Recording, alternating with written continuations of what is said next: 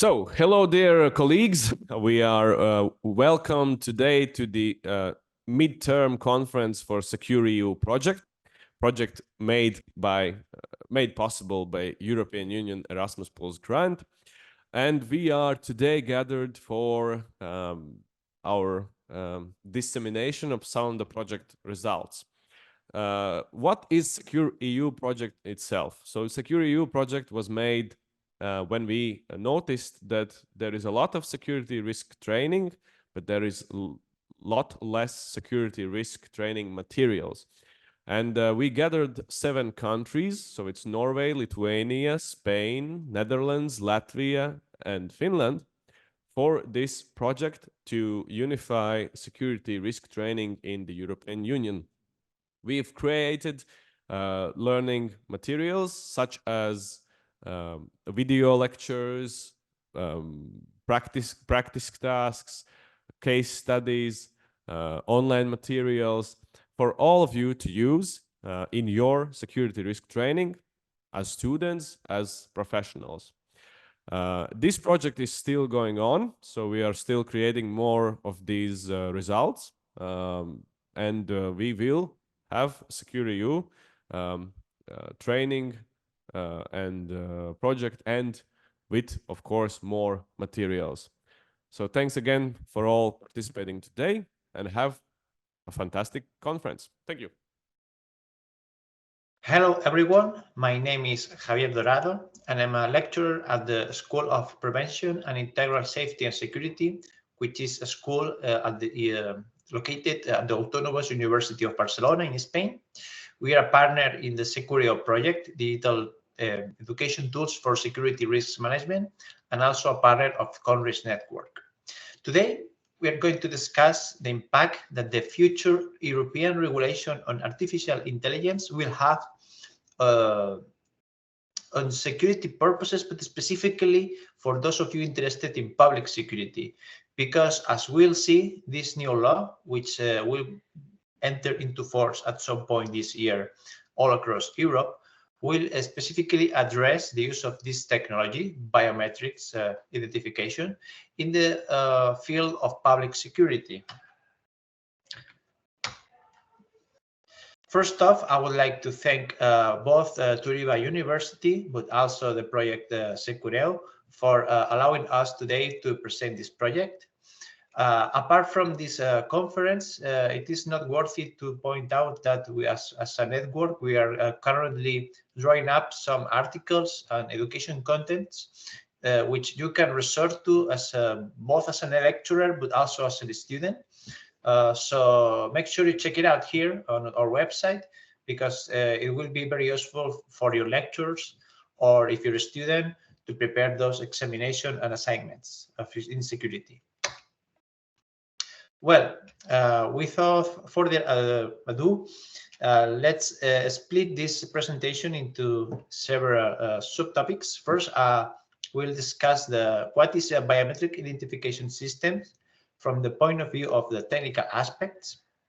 Secondly, we will see how this has been used in the public and private security, but as I told you before, we'll center more on public security. Thirdly, we'll see some companies that are already marketing this product. So they're offering this for both private and public organizations. Then we'll discuss and see some real cases, that is to say, cases in which this technology has already been implemented in Europe for public security or private security purposes over the last 5 years or so. But as we will see and see in more detail during this presentation, those cases have encountered some problems regarding the compliance issues, especially related to data protection, which is the main law in Europe that has stopped this pilot test with this technology in Europe. But then, as the other side of the coin, we'll see what is the main focus of today's presentation, which is the future regulation on artificial intelligence in Europe.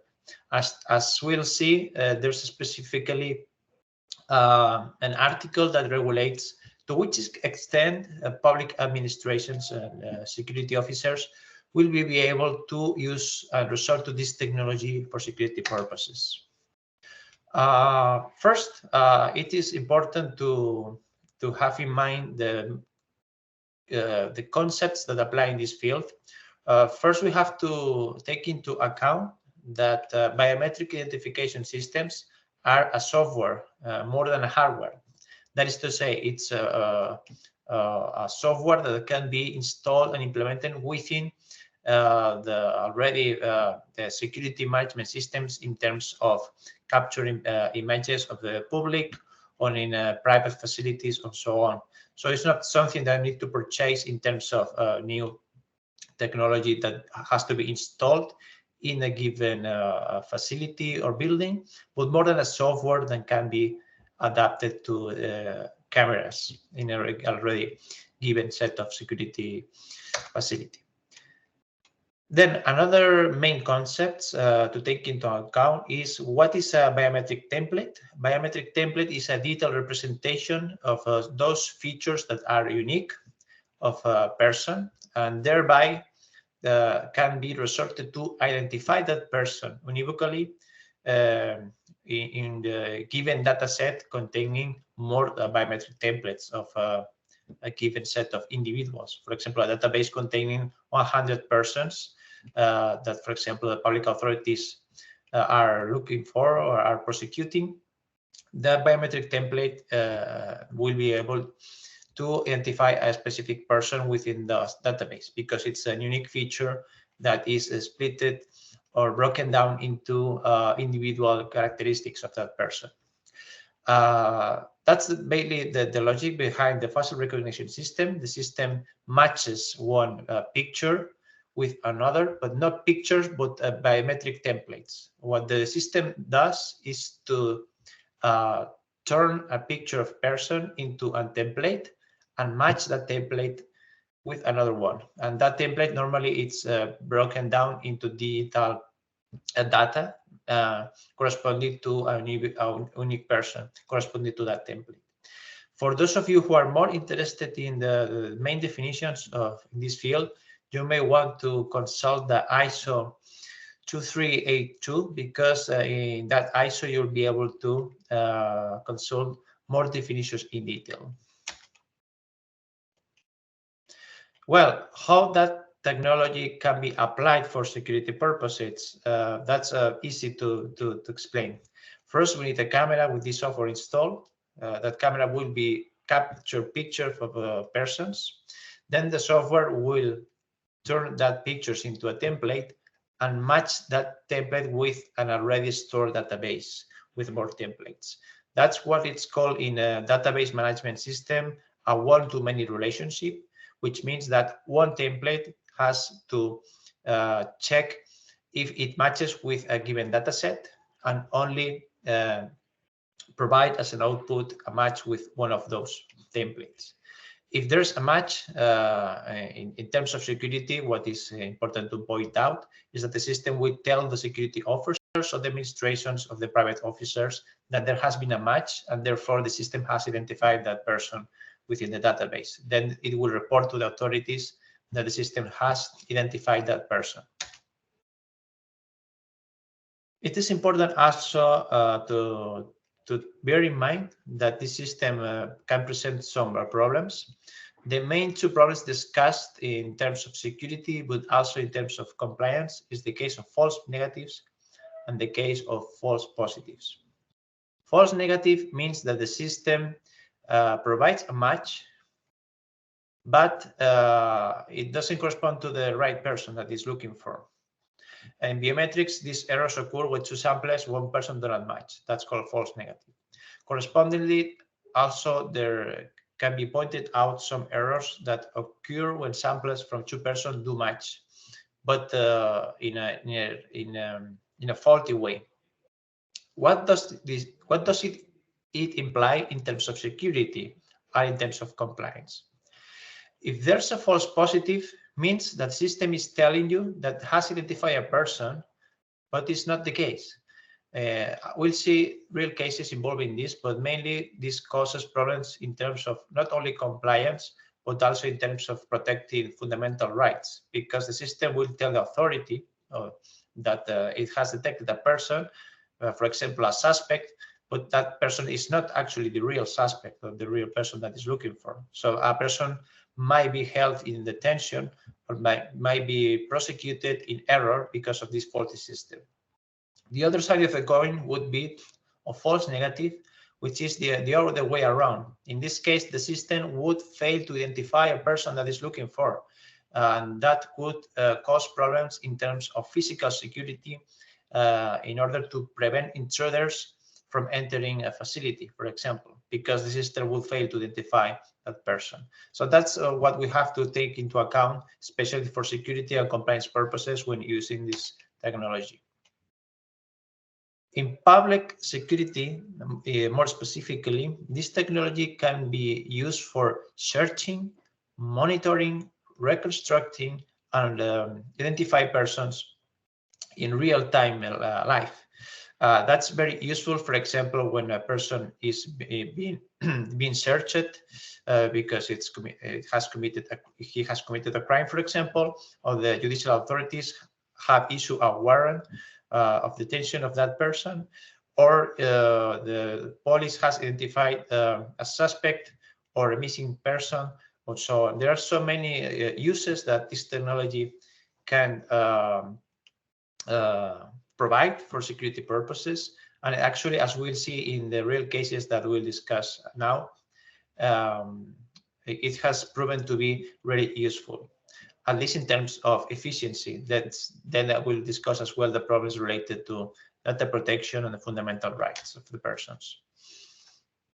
Well, biometric technology for security purposes, it's a reality. Actually, there are several companies that are already marketing and selling this product, this software, both to private organizations and to public administrations or public authorities. That means that it's a reality, but as we'll see, it has encountered some problems in terms of compliance. So it's the typical case of technology evolving faster than the regulations, causing some problems for the operators of security in this field.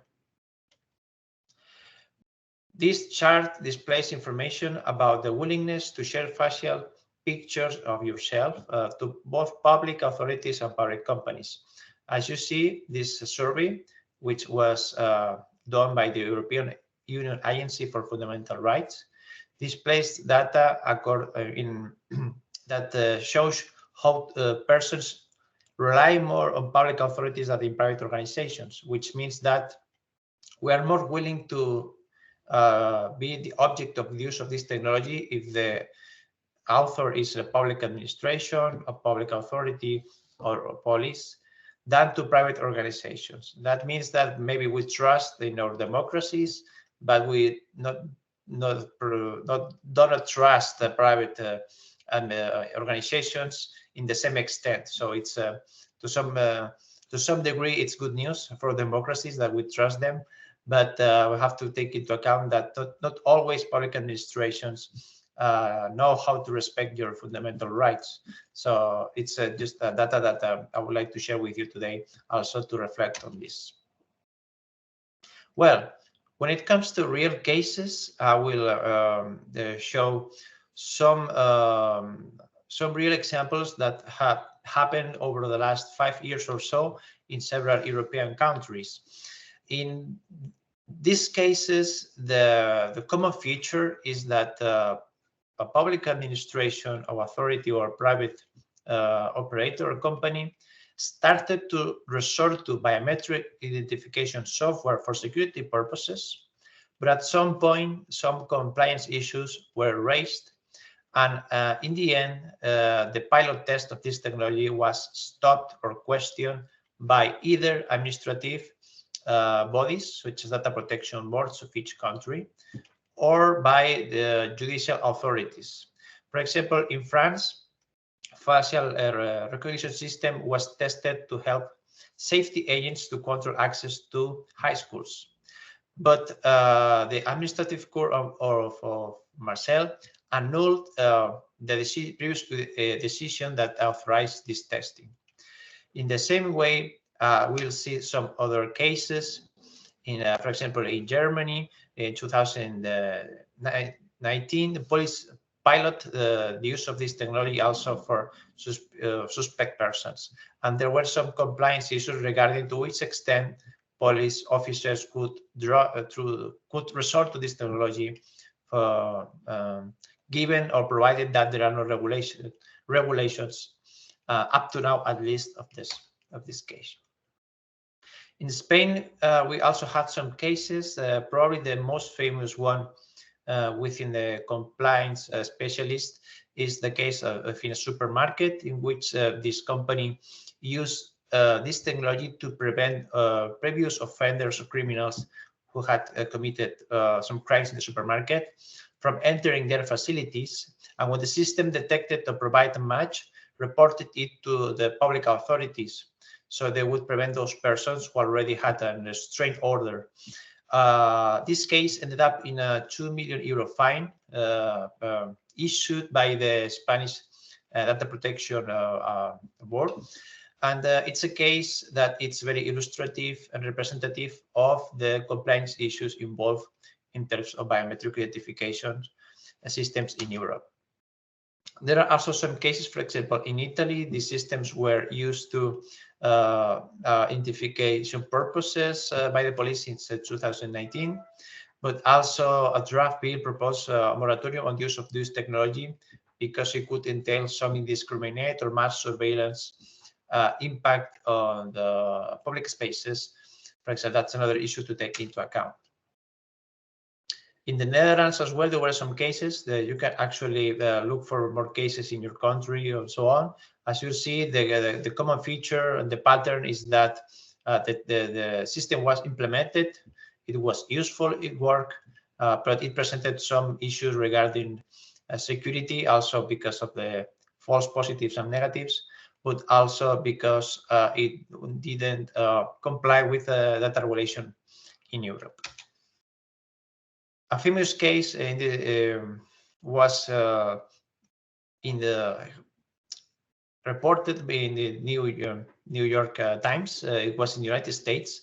It's illustrative of what it entails to have a false positive. As we discussed previously, a false positive is when the system matches a template with another template, but that's an error, resulting in a person being detained or suspect while it's innocent. It's not the person that the system is looking for. So the authorities end up holding that person in custody in error. That's one of the worst cases. If you want to have more information about this, I would recommend you to read this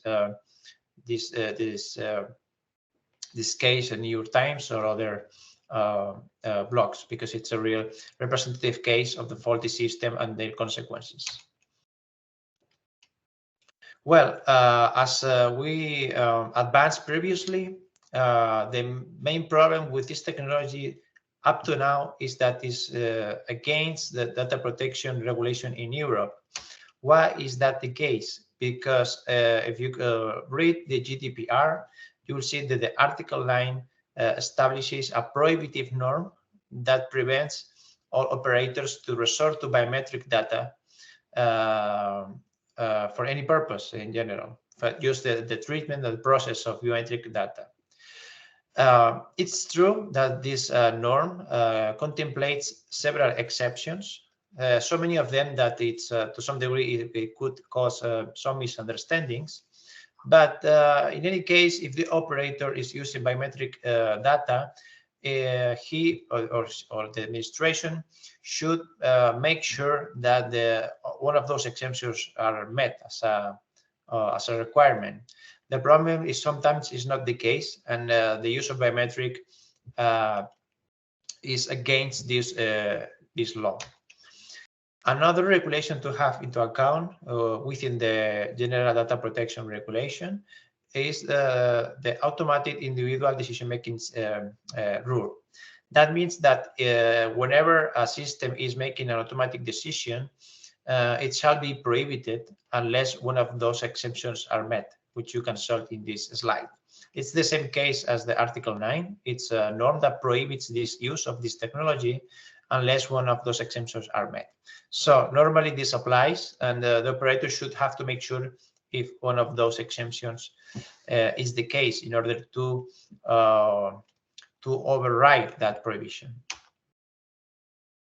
Well, what happens now with the future regulation on artificial intelligence? Mainly this new law that will enter into force at some point during this year establishes 4 categories for artificial intelligence software. First, those that present a minimal risk, so there is no obligation for the operators and the companies or administrations.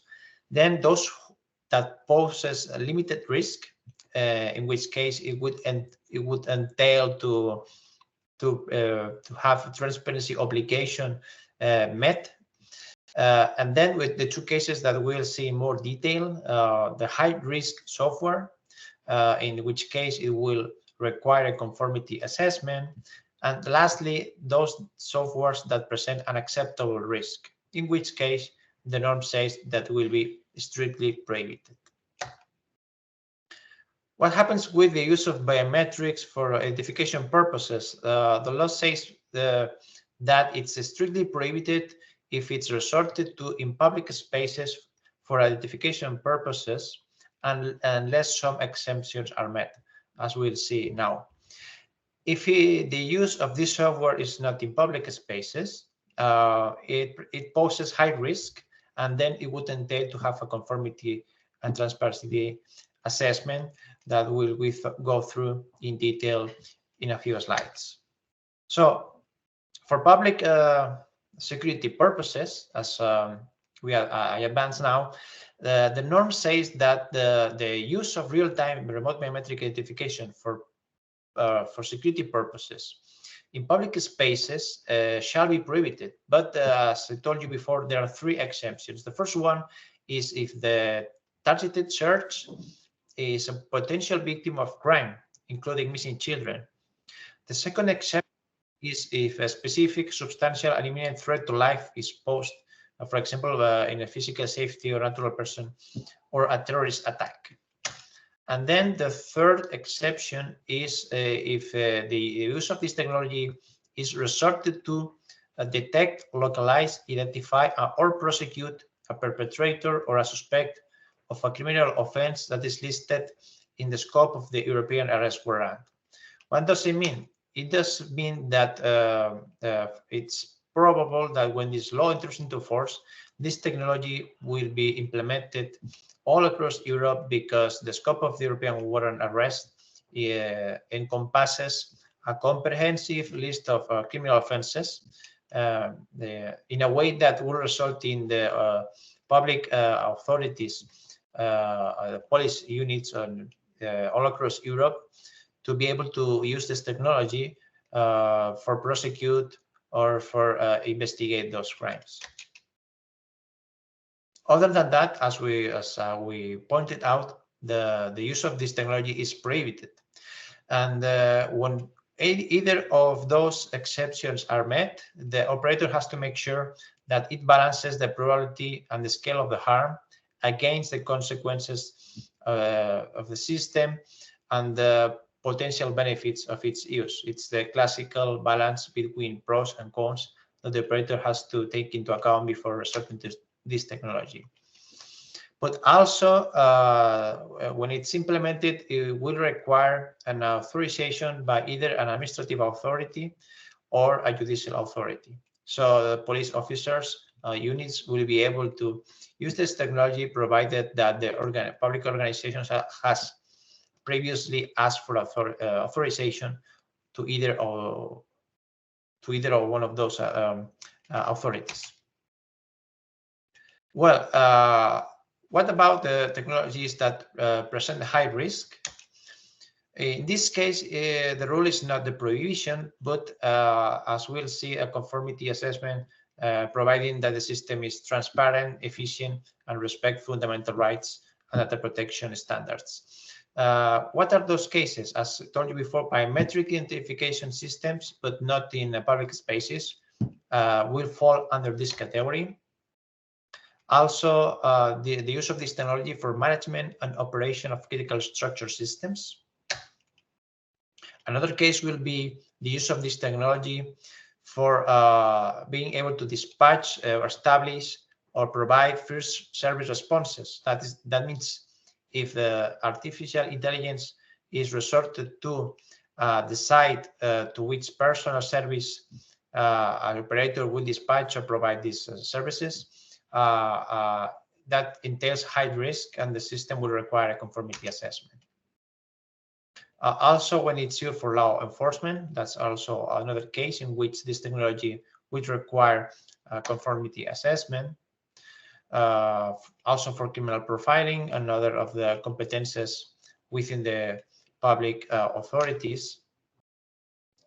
And then, as we'll see, this conformity assessment will entail that the operator provides an identification and an analysis of all foreseeable risk associated with the use of these artificial intelligence systems. Also, the operator will have to estimate and evaluate the risk that may emerge when using this technology.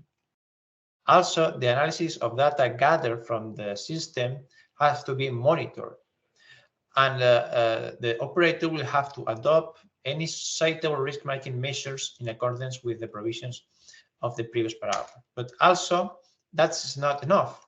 The norm establishes that the operator, specifically in terms of data gathering, has to take into account that then when this data has been established, the database has to be structured in a way that it's coherent, systematic, and iterative.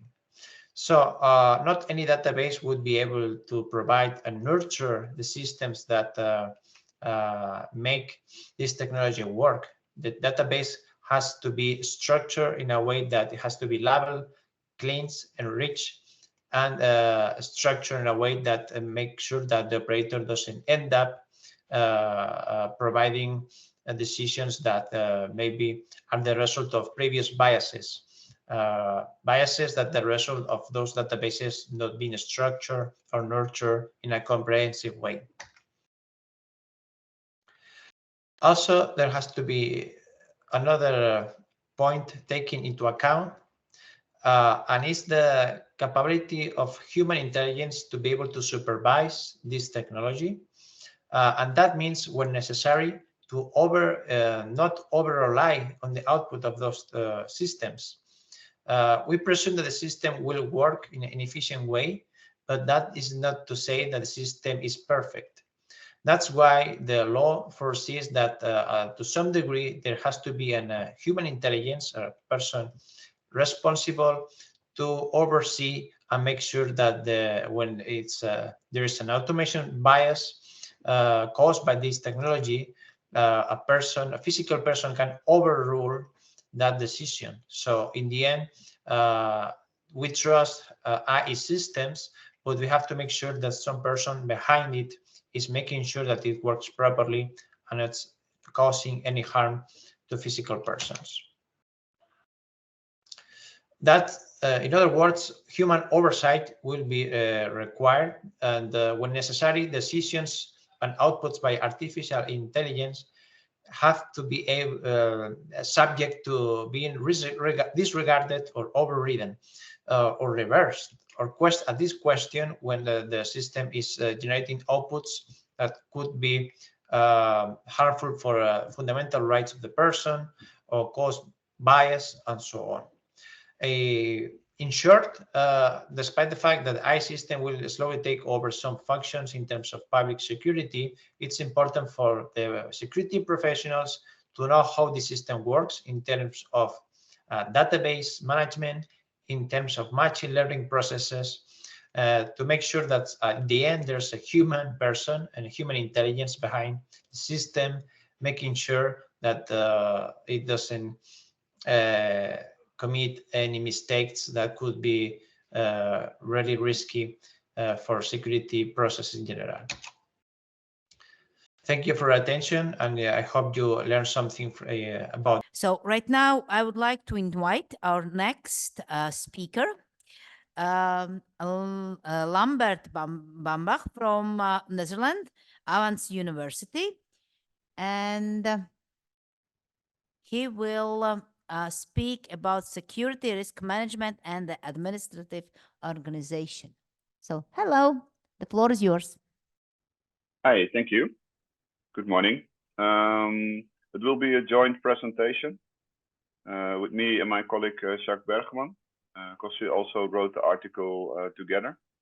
As from my point of view, I'm coming from security management, and Jacques is more into the organizational design.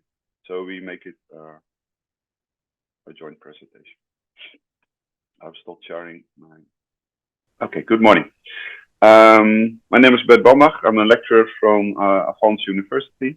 My colleague Jacques Bergman is beside me. You will see him also if we speak about this.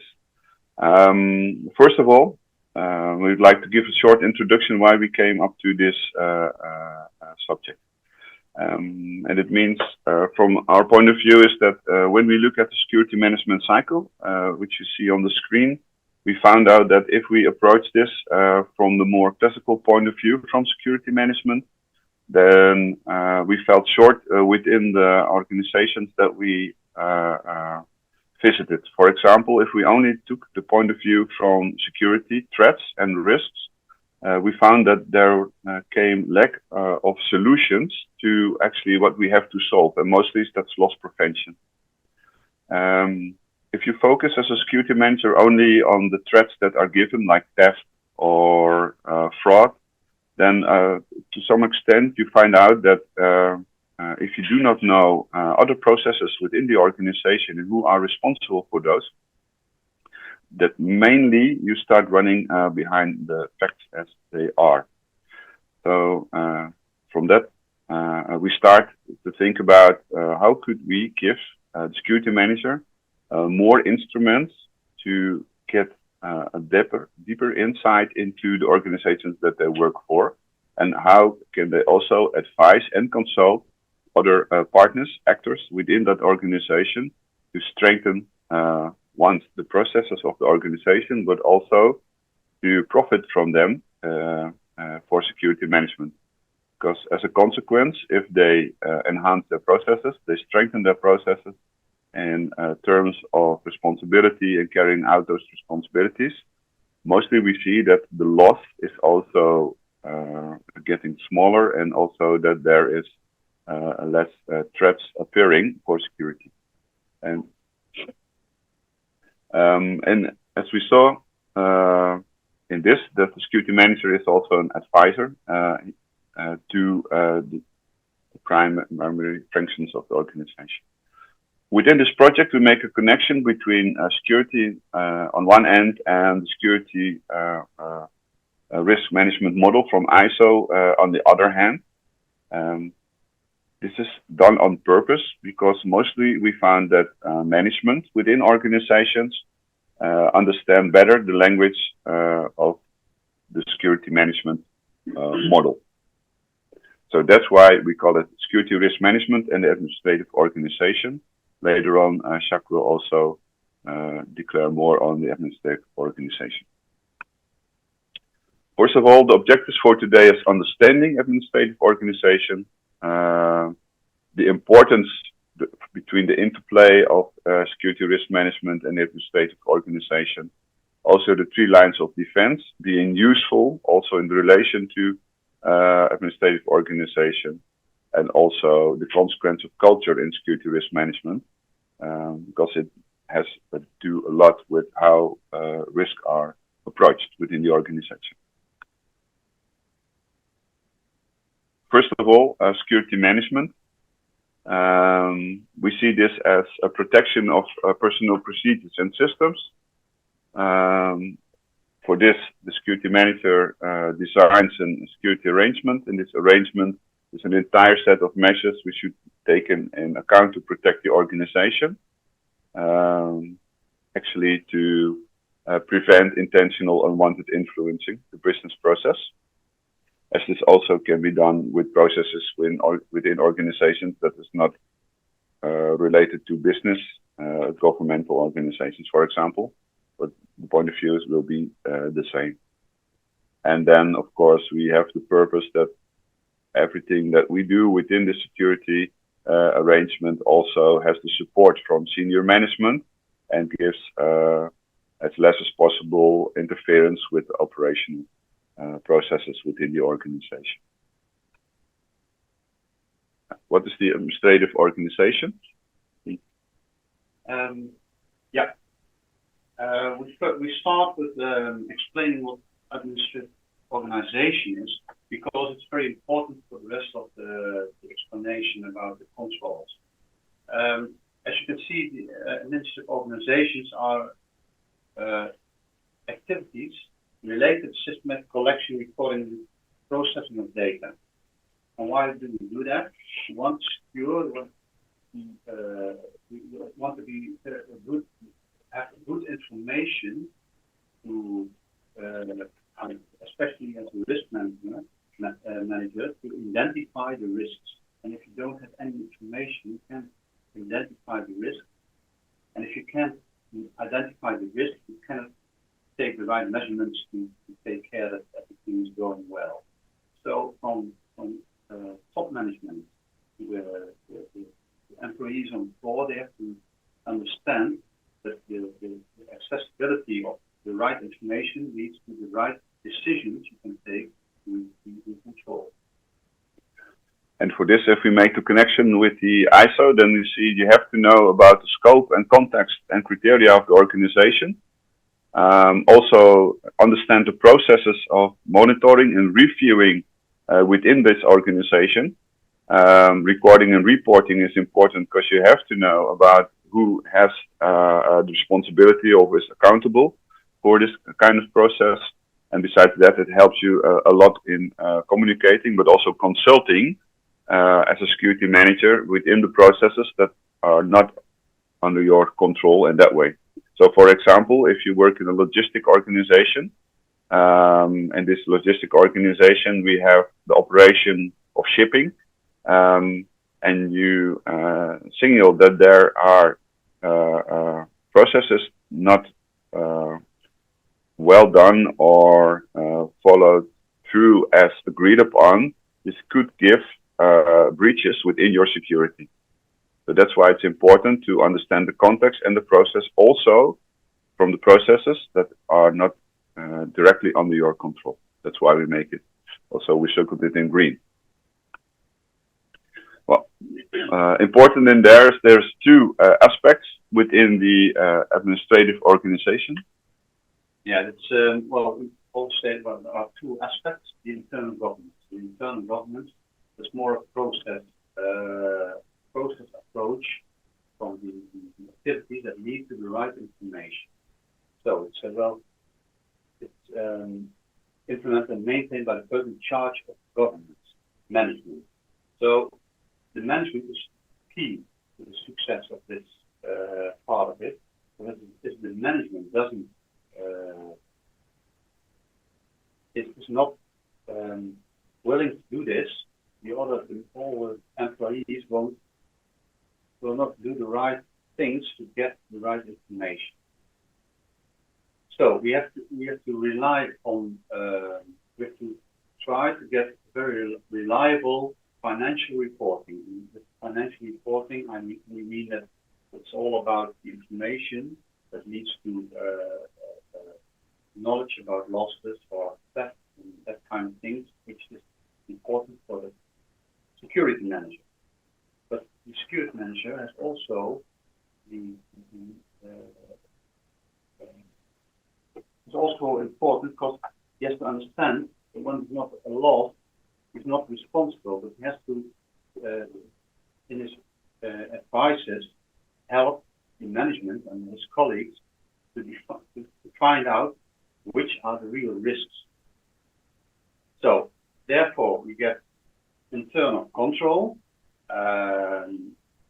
It's about the controls to secure the information.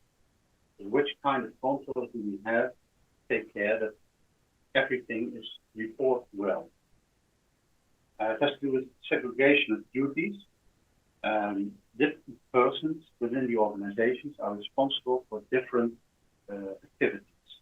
And so what's important that one who's responsible for the stock is not responsible for buying goods, for example, because there's a difference in responsibility. Well, we not in this presentation, but we always say, well, what's the value chain? It's about starting stock, you buy things, you sell things, and then you have closing stock. So you have to check that everything that you buy that is being sold, or that gives the revenues, the liquid assets to go on with your company. Yeah, and that's for the importance between understanding also the administrative organization for the risk security manager, that he has an understanding of the internal control measures. Because if he wants to also support in improving the internal processes, he has to know which manager is responsible for which process or who is accountable. In that way, it's also important to understand the business or understand the organization or understand the context in which the work is done within the organization that the security manager is working in. This means that he has a focus on scope and context of the criteria. And here we see that the goods that they are buying, they buy goods, for that they need liquid assets, as this figure shows, and then the goods they are sold. And the question is, are they sold for the right place in the right time? And that we see a product and service at the end of the scheme.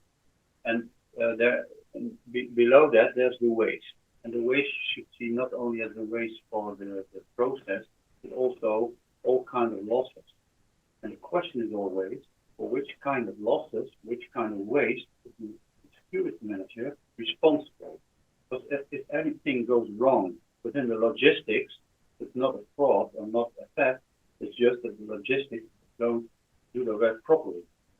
So we have to get insight of the different kinds of waste, the different kinds of, so that you don't say, well, it's theft, so it's for the security manager. But then you say, well, it's not, you have a loss, so which kind of loss is it? So who is the responsible employee, the responsible manager to take care that this kind of loss is minimized? Yeah, and this is mostly the case if it's clearly when there's theft or there is fraud and it's proven, then it's actually, we could say it's a piece of cake for a security manager.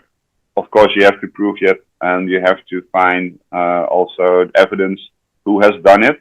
But most of the time there are goods reported as a loss, but we do not know what causes the loss.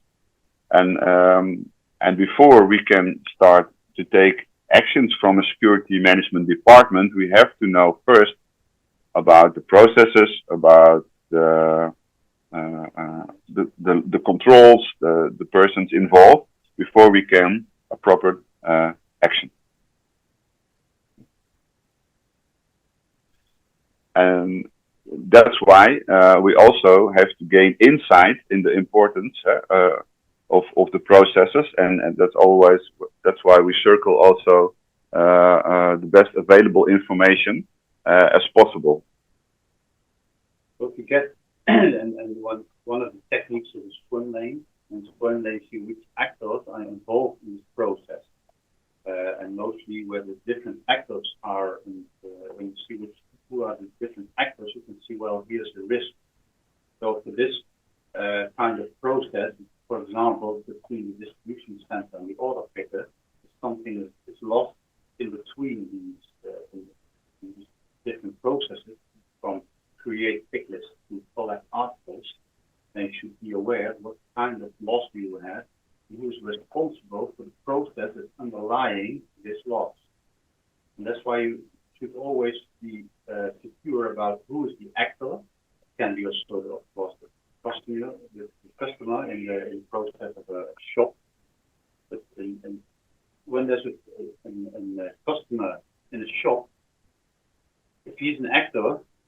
well, which are the risks of having a customer in the shop, for example, for theft. But it's not, if something is lost and you don't know what happened, you can say, well, it was a customer who stole something. You can also say, well, it can be another actor who is responsible for the loss. So you have to be very secure in describing the actors, their responsibilities, but also their behavior in your company, your organization. And that's why we try always to link this to the ISO 30,000 models, see in which part of the quality system you are talking about. Yeah, and that's why I suggest also that if you work within security management or you do a traineeship, it's very important to understand the organization at first. And one of the tools that can help you is also to make this flow chart to get more and gain more insight into the process. And it's not only about describing it, it's also a way to communicate. So if you see, well, these are the actors, these are the risks, then you can talk with the other managers about who's responsible. So it's always the scheme is a way of communicate. So are we clear to each other who's responsible, who has undertakes action, and does the management know who's responsible? Because the management is overall in charge of this. Who especially responsible for the risk that's identified through this process. Yeah, and it makes also more understandable for you as a security manager who I should report to. It makes also more understandable in monitoring also the agreements that we made with other parts of the business. It allows you also to communicate more directly and more clearly to the ones involved. And also it gives you more insight into who you have to communicate about certain kind of things. For example, if we are in the warehouse and we find out that in the warehouse some processes are not done accordingly to what's agreed upon, we can also address in a proper way the manager accountable for this warehouse or the one who is responsible for a certain process. It means also that if we understand this process better, we can consult also the employees in the warehouse. So we get a better, even more in-depth situation, understanding of the situation within the warehouse. And that's why we also circle in this way monitoring and review and communicating and consulting.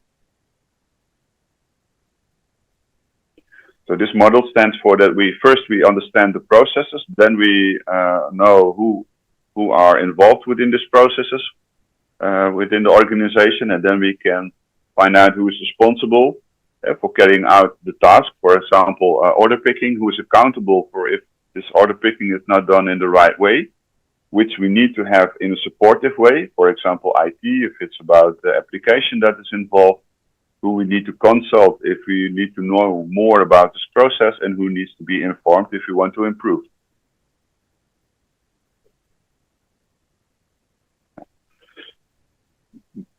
And this brings us to the three lines model. That's also a very useful model, especially for security managers, because it's here, you know, with the management, with internal audits and the governing body. And the question is always who's responsible for all these processes, and where is the place, where is the security manager in this model? So the three lines model is a way of structuring departments, and then going back from three lines models, you can go back to the responsibilities about security management. And what we found out also from interviewing within the working field is that leadership and commitment, and this is very important. By example, is that if the security manager is allowed and supported by his direct management or by the governing body, also to look into the other processes, supporting the business or in the operational processes, then we found that it's more easy for them also to give advice and advice to improve those processes. On the other hand, if they are involved, if there's leadership and commitment about security management department, we see also that in the design of security, so security by design, the security management department can be more proactive instead of repressive. Because, for example, if there's a new warehouse or there are new stores to be built, they are asked to be in front in a proactive way to think with also the other departments for sales or infrastructure within the organization to rethink the process and also designing the security measures needed.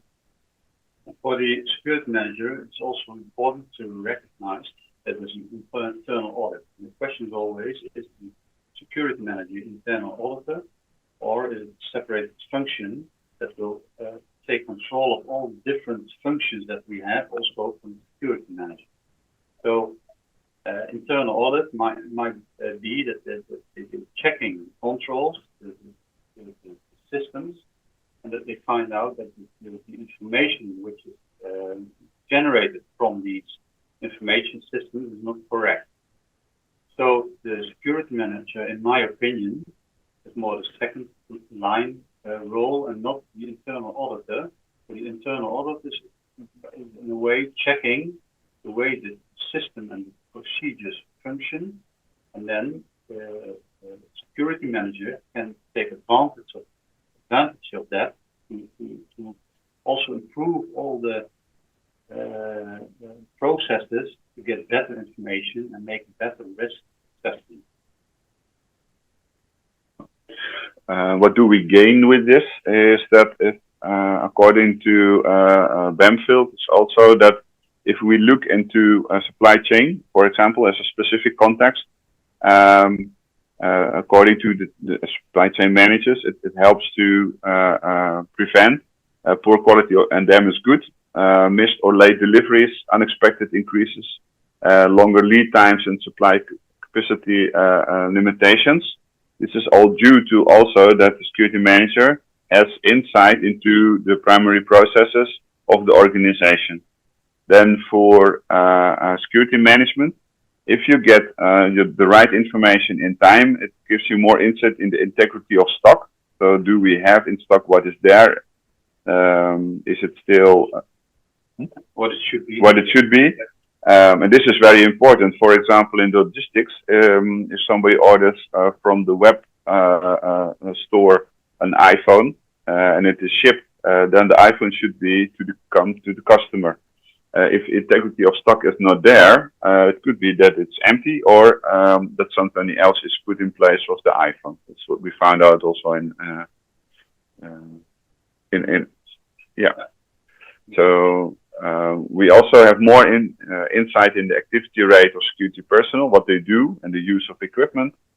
Trend and impact of the crime-related incident is more spot on, and the department's financial performance in comparison to the organization's financial planning system is more accurate. And this is very important because we have to prove also that the measures that we take with security contribute on one side to the organization, but also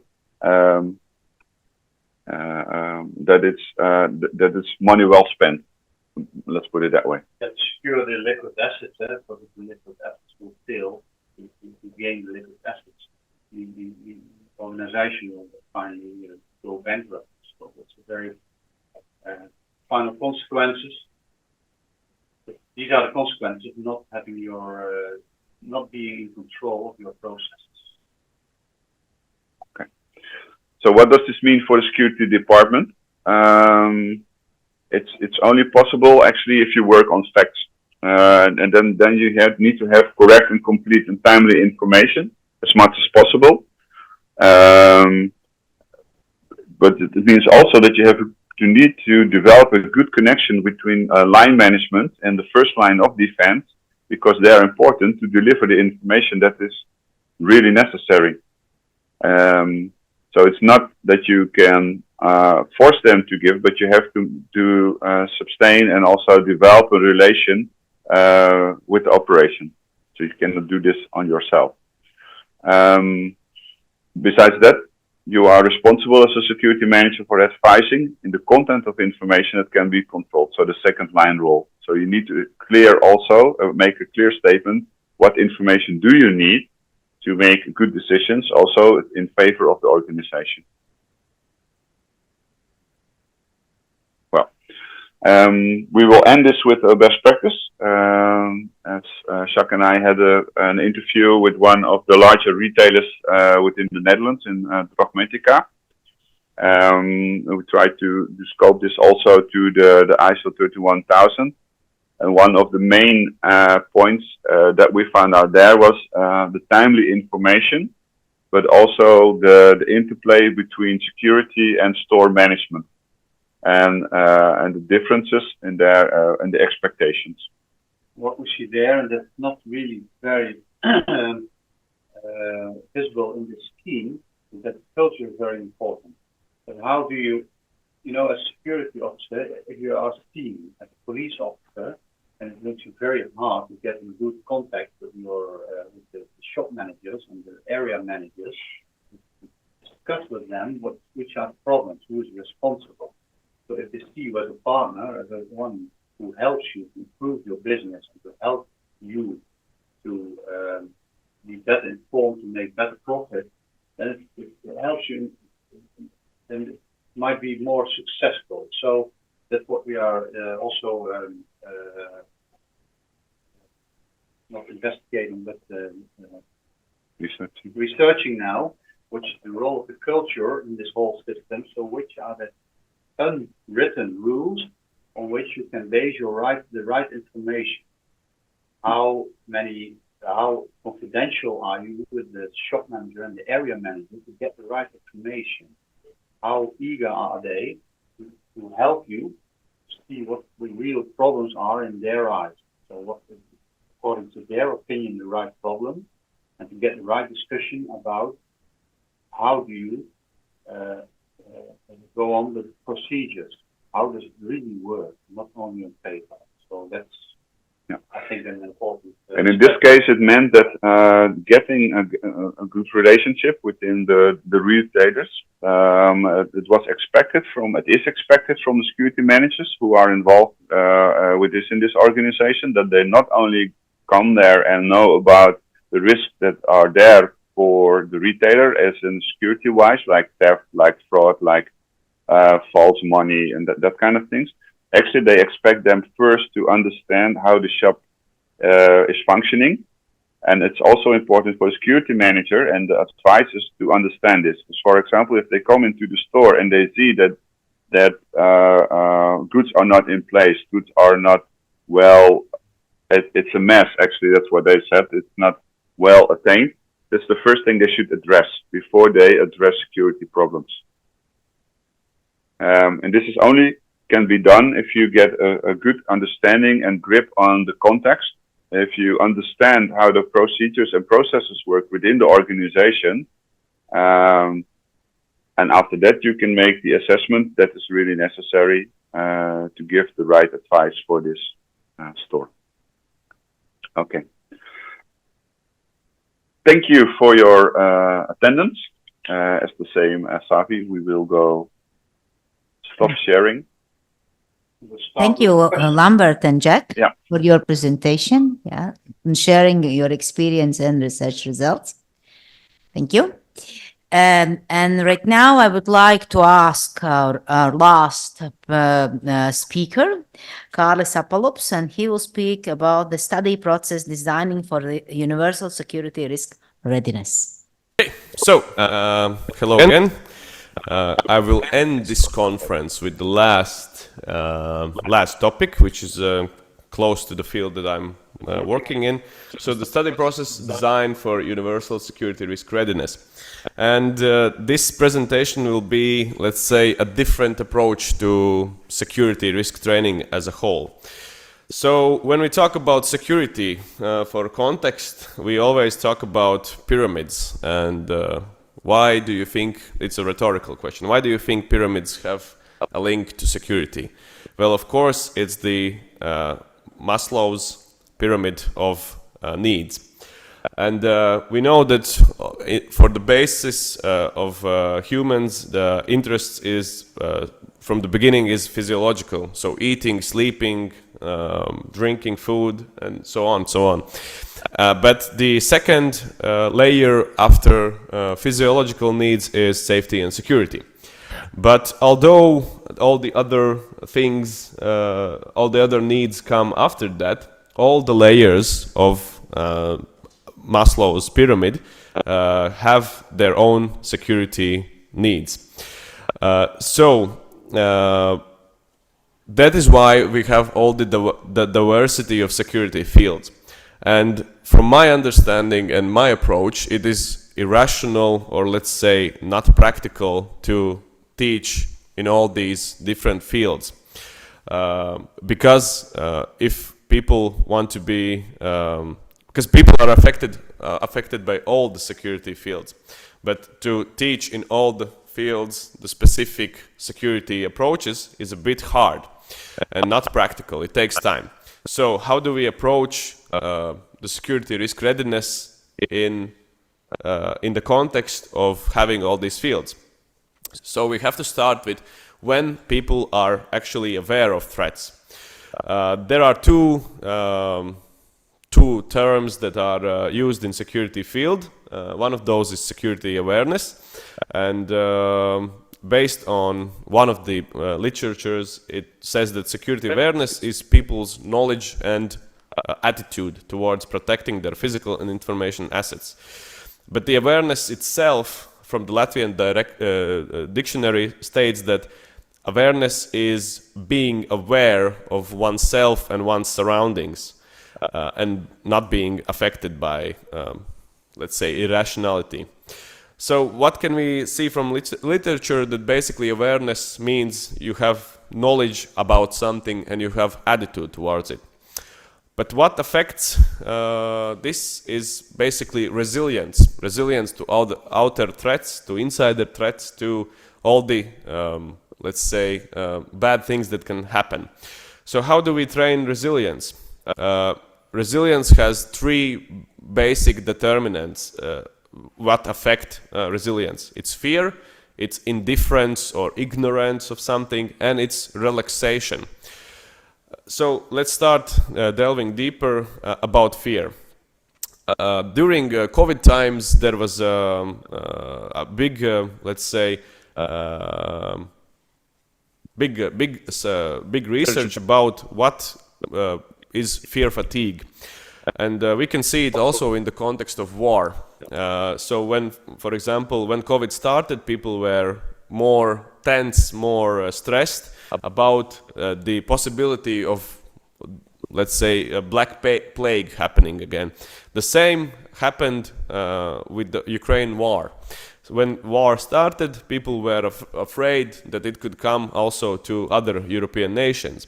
But over time, people are more and more adjusted to this fear. But it is not that the fear has left, it's that the research shows that there is fear fatigue, so it's tiredness of the fear. And it is defined as the motivation to follow recommended safe behaviors that occurs gradually over time and is influenced by multiple emotions, experience, and perceptions. And this fear fatigue during COVID was reported by 80% of respondents in the research. So it means basically that whenever people are in a stressful or fearful situation, over time they get adjusted not to the fear itself, but they get adjusted with tiredness. So they become tired of fear itself. So there is a psychological approach which is called the exposure therapy or prolonged exposure therapy. Basically what it means is that whenever a person has some sort of fear, for example, fear of claustrophobia, fear of darkness, fear of heights, and so on, people are in the therapy, in psychotherapy, they are being gradually adjusted to the fear itself.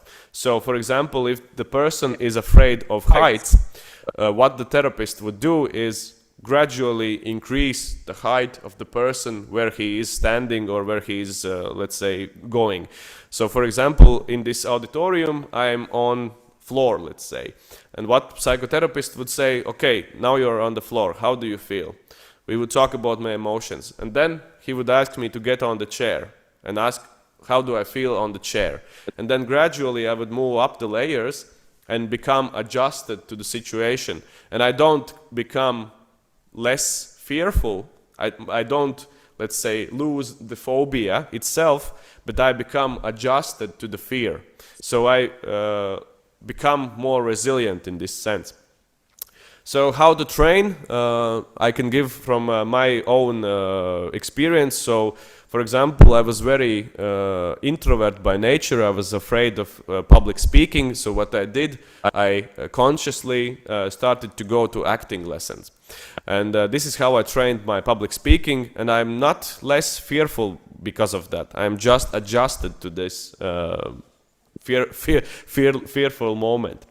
I was afraid of heights, so I started to do a little bit of climbing, and I was afraid of physical contact, so I started to go to fighting lessons. So this is how, just some examples of how to train resilience in the fear aspect. Then we go to indifference. So this is not caring about something. So there is a famous quote from George Orwell that war is peace, freedom is slavery, and ignorance is strength. So let's say our opponents will always use our ignorance of an issue to gain their advantage. So from evolutionary perspective, caring versus not caring is about mathematics. It's about how much energy we use when we care and how much energy we use when we not care. For example, we do care about good night's sleep because we know that if we have good night's sleep, we will be more energetic. So this is what makes us care. But if, for example, a person is, let's say, insomniac or has trouble sleeping, they won't care about the circumstances in which they sleep because they can't sleep anywhere. So it's about the energy consumption part. If we know that, let's say, from biological evolutionary perspective, people started to eat meat because it was more energy gained than eating berries or fruits. So this is the approach that we know people do math in their head for any caring versus not caring situation. So how do we train this? So caring is about knowledge of benefits. So and of course changing attitude. As previously mentioned, it's knowledge and attitude. So what we can do in organizational context, we have to work on culture of caring. So in other contexts we say it's security culture, but it's actually culture of caring. So why would, for example, why would somebody care in organization about, let's say, safety incidents? If you add this as a KPI to their, let's say, annual salary, they will start to care because it's more, let's say, they see the benefits of this, right?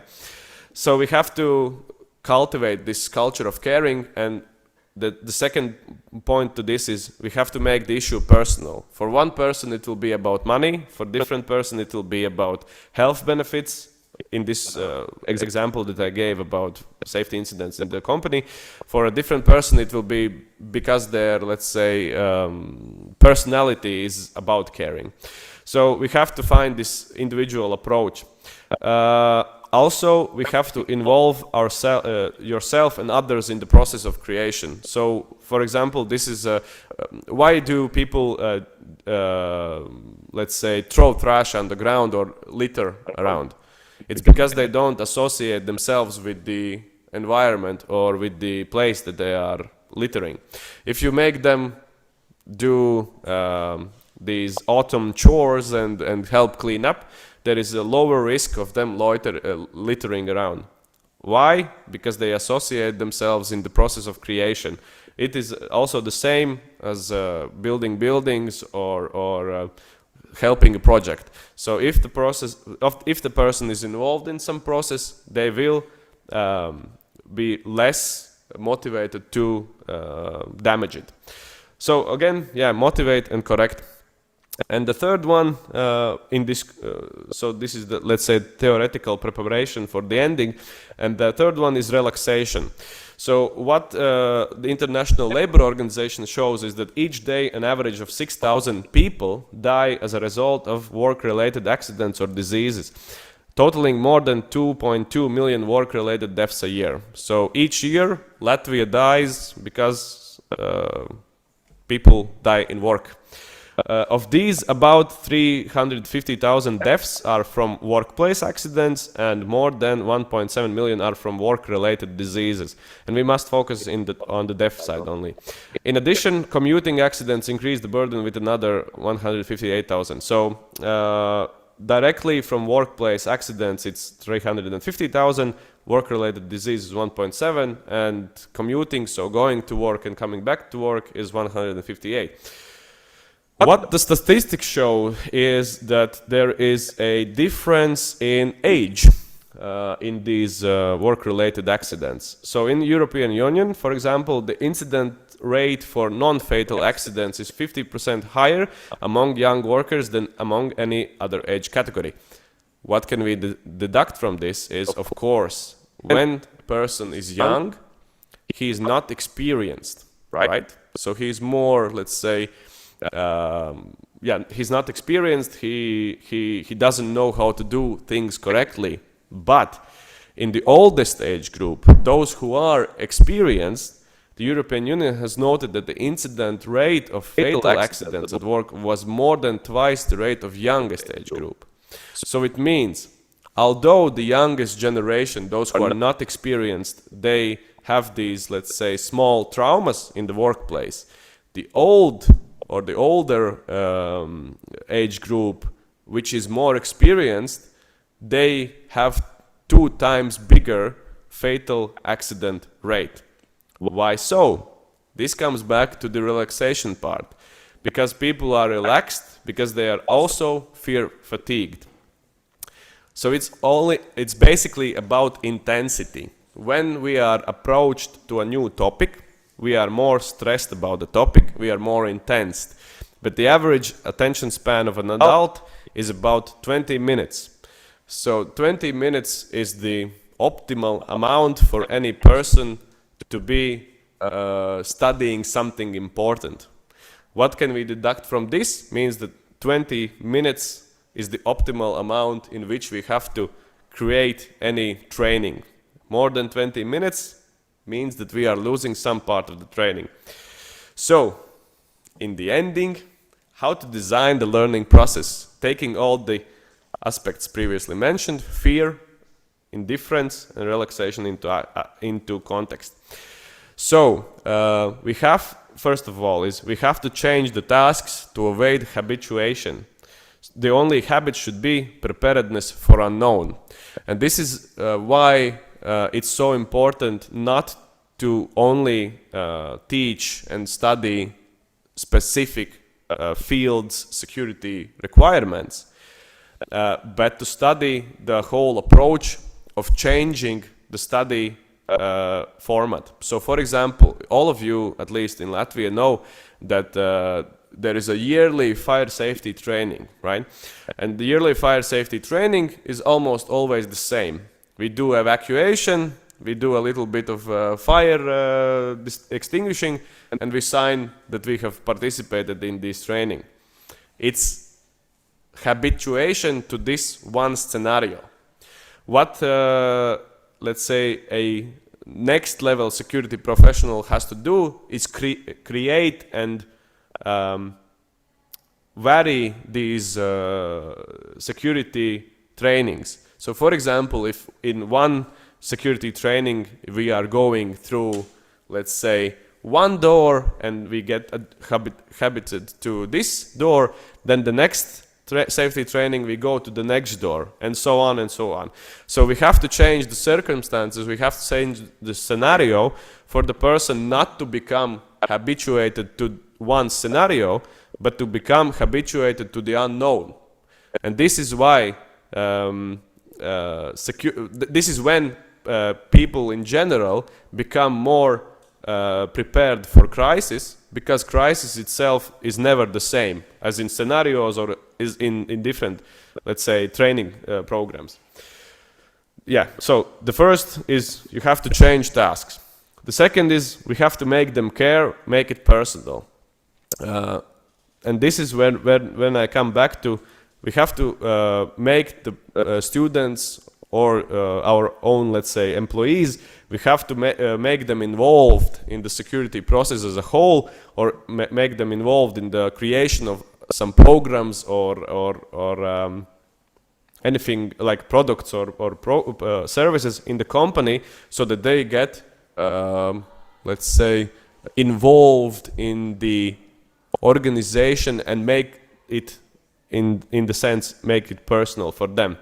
And we have to adjust them to fear. And this is why I said about the prolonged exposure. When people are afraid, for example, of extinguishing fire, we have to start by showing them videos of that, for example. We have to show them ourselves how to extinguish fire. We have to make them, let's say, blow off a candle in the beginning, and then gradually increase this. So in conclusion, what I'm saying is we should not focus on scenario training. We should focus on changing scenarios, and we should not make. We should make the students and the employees involved in the process, so that they have it personally. Yeah, and of course, if they are afraid, they have to be adjusted increasingly. Additional resources. There are 2 good books and 1 movie, 1 book that shows about this resilience creation, not through the scenario approach, but through an approach where you get habituated to the unknown scenarios. And one of this is the movie Bleed for This, which is based on a true story about a boxer who overcame his, let's say, inability to box, and American Navy SEAL David Goggins in his book Can't Hurt Me. Thank you.